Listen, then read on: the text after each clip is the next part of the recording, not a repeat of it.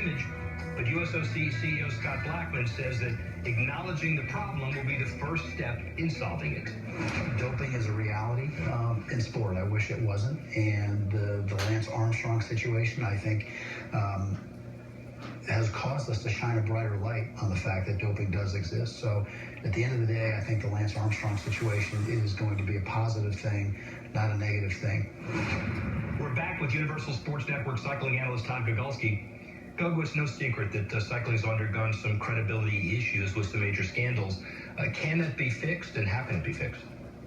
Well, it's not easy. First of all, Derek Bouchard-Hall coming in as the new leader of the national governing body for the U.S., it's a nice step, but sports are a messy business. There are a lot of sports that have had a lot of black eyes recently, and I do think that he is a fresh person to do it with a fresh perspective and a zero tolerance approach.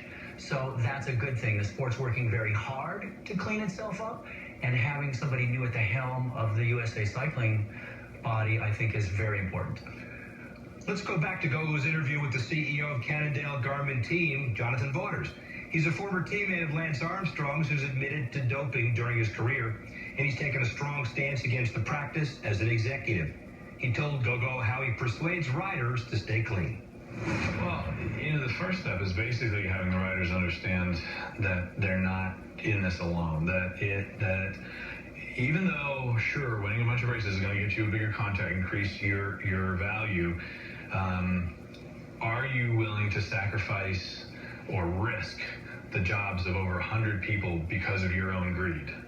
And that's one of the first things we do at our November orientation camp is I have everyone sit in a room and I say, hey, okay, everybody, I'd like everyone to get to know each other. So talk to the guy next to you, ask him about his family, ask him, did he have a new car? How's his baby? How's his mom? Okay, now talk to the next guy next to you. And I kind of just get them talking, and then they're starting to, you like Camaros too, whatever. And about 10 minutes, 15 minutes, once everyone's getting really kind of comfortable with the situation, I stop everyone very loudly and I say, okay, now, those people that you just met, look to your left, look to your right. Great that you met us one, you're a mechanic, a teammate. Look at all these people. Realize, if you're the person that decides to dope on this team, I said, maybe there's other teams out there that have this margin of error that they can have one guy go positive or two guys go positive or whatever, one guy get caught up in a scandal and their sponsors are okay with that. I'm like, on this team, if you decide to go down that road, the person you just talked to is going to lose their job instantly. The other people are going to lose their homes, their mortgages, their families are going to be in trouble. Are you willing to do that? Or do you want to basically, really put 100 people in a hard spot? Is that okay in your head? And the way I see it is that the athletes that we tend to bring onto the team are generally good people, and they don't want that on their conscience. Is that worth an extra, $500,000 to them? No, it's not. Now, of course, if I run across some complete sociopath, maybe that falls apart. But for most people that have any genuine conscience, they realize, whoa, okay, I have a big responsibility here, not just to myself, but all the people around me. I think probably almost nobody realizes outside of your immediate world that there are 100 people on payroll for your team. You've got 29, 28 riders and 70 staff. Yeah. I mean, everything, chiropractors to bus drivers, truck drivers, bike mechanics, obviously medical staff, physiotherapists, directors. I mean, yeah. It's a huge group. So how do you, in addition to having them meet their neighbors and their teammates and everybody else, how else do you know for yourself that they're not doping? How can you quantify it? Well, honestly, it takes one to know one. We do two basic things. One, with a current World Tour rider, we look at their blood records, the biopassport records. We don't look at it with software like the UCI does, trying to statistically determine whether or not they doped or not. We look at it from the perspective of medical doctors and hematologists that are in that field.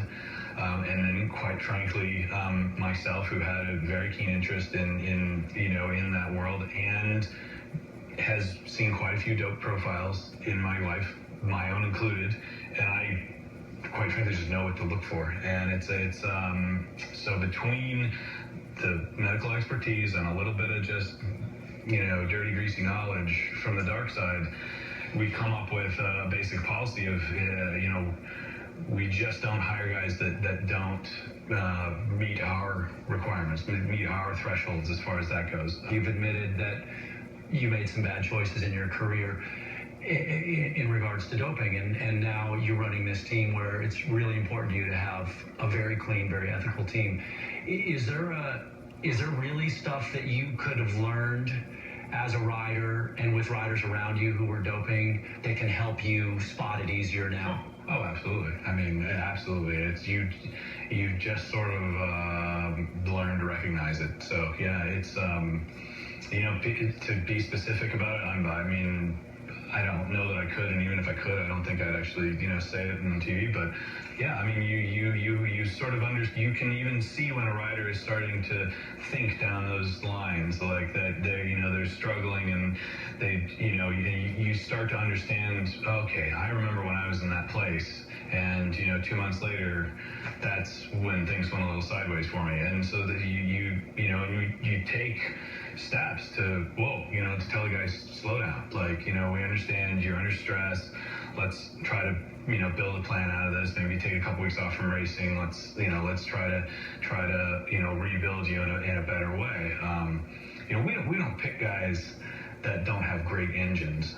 So, if they're going down the path of doping, it's they shouldn't be there because they've got the talent to do it without it. And the racing environment nowadays is such that you can do it without it. And end of the day, people say, well, yeah, but you might not win as much as if you did dope. Well, I don't care. Neither do our sponsors care. If you get 10 wins a year as opposed to 50 wins a year, but the sponsor is guaranteed no doping scandals at 10, they'll take guaranteed 10 wins, no doping scandals over 50 wins, and you never know. Every day of the week. I'm not saying, every sponsor out there is like that, but responsible, commercially oriented, ethical sponsors like Cannondale and Garmin, absolutely, they provide this. So I was like, guys, can we win 10 races a year clean? Yeah. Are you talented enough to do, to win 10 races a year? Yeah. So let's shoot for that. Let's not worry about what's going on around or what's not going on around. Well, fascinating stuff, Gogo. But since you recorded that interview with Cannondale Garmin team member Tom Danielson been suspended for failing a doping test, what does that say about the state of that movement? Well, you can't control everything. There are a lot of moving parts. Vaughters has a really great way that he tries to keep all his guys motivated by the same things he's motivated by. But sometimes people fall off the track and they go the wrong way, and unfortunately it looks like that's what happened with Tom Danielson. He hasn't been suspended yet because they still have a process of adjudication, but it doesn't look good. Gogo, thank you very much for joining us, and we'll see you at the Worlds in Richmond. Looking forward to it, and always a pleasure talking cycling with you. We'll be back in a minute as Beyond the Medals rolls on.